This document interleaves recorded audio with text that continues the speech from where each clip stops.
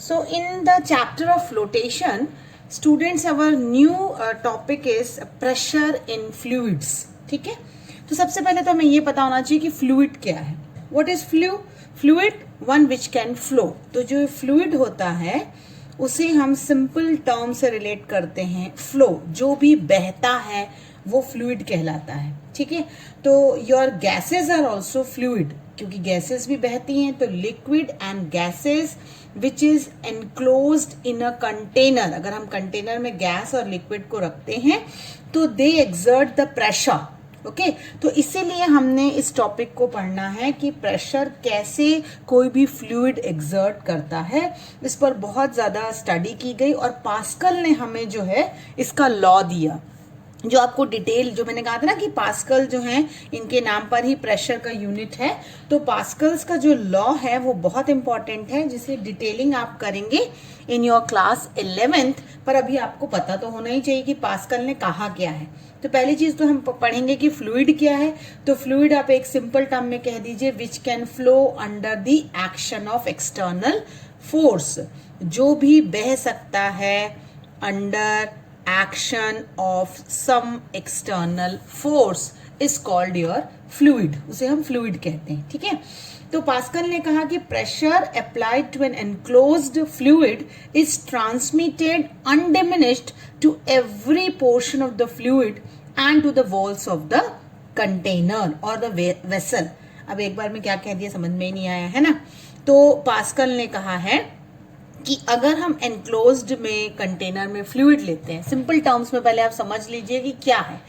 तो अगर आप कोई भी पॉइंट लेते हैं कहीं पर भी, तो पास्कल के हिसाब से जिस भी डायरेक्शन में प्रेशर एक्सर्ट हो रहा होगा, जैसे अलग अलग पॉइंट्स है ना सब जगह, चाहे वो वॉल ऑफ द कंटेनर पे हो चाहे लिक्विड पे हो, कहीं पर भी जितने भी प्रेशर होंगे दैट विल बी इक्वल. तो अगर मान लीजिए यहाँ P1 है, यहाँ P2 है, दो पॉइंट्स मैंने अगर कंसिडर किए, तो P1 will be equal to P2, यानी pressure exerted by the enclosed का जो वर्ड मैं बोल रही हूँ ना, एनक्लोज्ड यानी जो आप किसी कंटेनर में फ्लूइड लेते हैं वो सब तरफ से बंद होता है, दैट इज एनक्लोज्ड. तो एनक्लोज्ड फ्लूइड जो होता है वो हर एक पोर्शन पर इक्वल प्रेशर ट्रांसमिट करता है. That is the Pascal's law.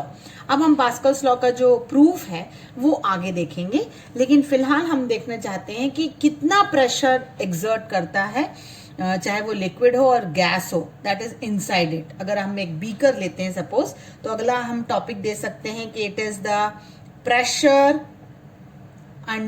Exerted, pressure जो है कितना एक्सर्ट हो रहा है, pressure exerted by a liquid या बाय अ गैस भी कह सकते हैं. तो pressure exerted by the liquid column भी कह सकते हैं. तो इसके लिए मैं एक बीकर ले रही हूं और बीकर में अज्यूम कर रही हूं कि हमारे पास फ्लूइड है.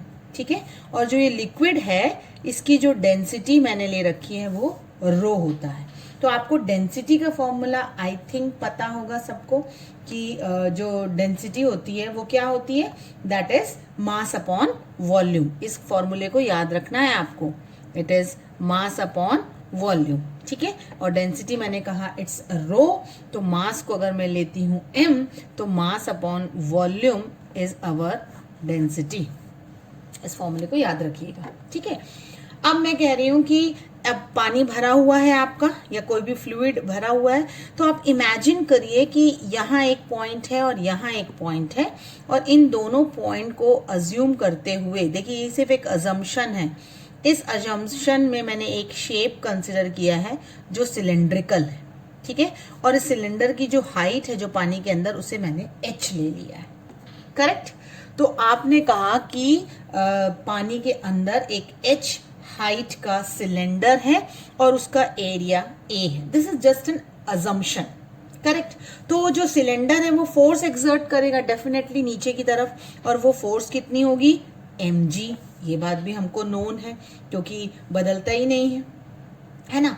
तो अब मैंने कहा कि force exerted is mg, density is mass upon volume. But मुझे जो निकालना है वो बताना है कि व्हाट इज प्रेशर, और प्रेशर का फॉर्मूला होता है फोर्स अपॉन एरिया यानी mg अपॉन a. सिर्फ इतनी ही चीजें तो पढ़ी है हमने. तो तो अब मुझे चाहिए कि what is area of the cylinder. देखिए ये बात आपको याद रखना है कि एरिया जो होता है वो होता है लेंथ इंटू सिलेंड्रिकल शेप का आपका एरिया है। तो उसे निकालने के लिए आप सबसे पहले एरिया को ए कंसिडर कर लीजिए, ए, और हम निकालेंगे मास। तो मास होगा डेंसिटी इंटू वॉल्यूम, है ना। और वॉल्यूम जो होता है, डेंसिटी तो हम रो ले चुके हैं, और वॉल्यूम जो होता है वो लेंगे length into breadth into height. इस बात को ध्यान रखना है आपको। तो एरिया आपने ए कंसिडर किया है and that is length into breadth. तो ये जो LB है इसे हम एक साथ रिप्लेस कर सकते हैं एरिया से। ठीक है, मैंने क्या कहा आपसे, आप कंसिडर करिए area, area is a that is nothing but length into breadth, और मास को मैं कह रही हूँ डेंसिटी इनटू वॉल्यूम। इसी इक्वेशन से जो हमने फर्स्ट निकाली थी, मास अपॉन वॉल्यूम से, यहां से मास कितना होगा, डेंसिटी और वॉल्यूम। तो रो AH जो आपको मिल गया वो मिल गया मास। ठीक है, so what mass you have got, AH रो या रो AH व्हाटएवर, है ना। तो अब मैं क्या वैल्यू प्रेशर निकाल सकती हूँ, तो प्रेशर कितना हुआ, मास की जगह मैं लिख सकती हूँ A रो H, और साथ में G था हमारा mg, अपॉन एरिया को मैं क्या कह सकती हूँ, A कह सकती हूँ जो ऑलरेडी था हमारा, है ना। एरिया अगर मैं दोनों कैंसिल कर दिया तो आपको प्रेशर एक्सर्टेड मिला H रो G।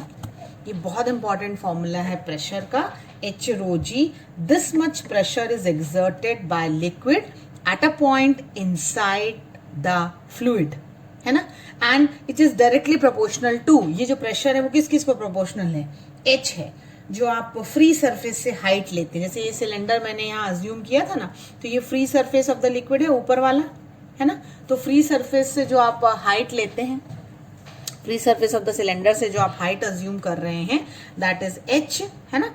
फिर रो आपकी डेंसिटी जो भी आपने फ्लूइड लिया हुआ है, and G acceleration due to gravity. तो H रो G पर आपका प्रेशर जो है दैट विज डिपेंडिंग। सो कोई भी जो फ्लूइड है या गैस है it will exert the pressure of H rho G। तो आज जो अभी हमने दो वीडियोस में बहुत छोटे छोटे टॉपिक्स देखे, क्योंकि जब फ्लूइड आप पहली बार पढ़ते हैं तो थोड़ा कंफ्यूजन होता है। तो पहला हमने देखा कि थ्रस्ट एंड प्रेशर क्या है, और दूसरा अभी हमने देखा है कि कोई भी फ्लूइड जो फ्लो करता है that is called fluid under some pressure, और वो प्रेशर कितना एक्सर्ट करता है, H रो G का प्रेशर एक्सर्ट करता है। आई होप स्टूडेंट आपको क्लियरिटी हुई होगी। जो हमारा नेक्स्ट वीडियो आएगा उसमें हम देखेंगे कि अपथ्रस्ट या बॉयंसी क्या होती है, और बॉयंट फोर्स जो अपथ्रस्ट होता है उसका फॉर्मूला क्या है। Thank you.